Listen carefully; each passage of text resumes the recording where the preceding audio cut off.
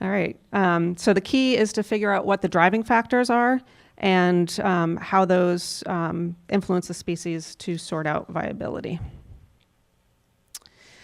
So this stage is really, really important, but it's often where teams get bogged down and do some swirling, especially for data poor species. We need to use the best available information, including reasonable surrogates, to make assumptions and document the uncertainties and move on. We can also use experts. We can use habitat surrogates sometimes. And the thing to note is not to necessarily to default to what you're seeing on the ground now as what the species needs. We need to go back and think about what it had originally, and we may not know. Again, we use surrogates, but if we default to what we're seeing on the ground now, that's a reflection of its current condition, and we'll get there in a minute.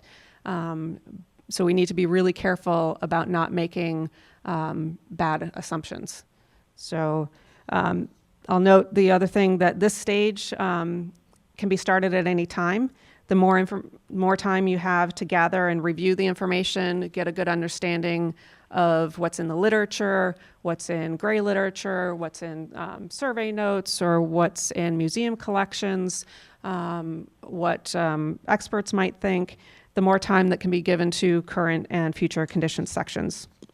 So we can request information through Dear Interested Party letters, look at what information we might have with the states, or what we ourselves have, what kind of survey information that we have. We have a couple other tools in the SSA toolbox, a rapid assessment form. It's basically lets us figure out early what do we know and what we don't know. And there's a workbook that goes along with the full NCTC class for SSAs that helps us walk through and organize the information. So that's stage one.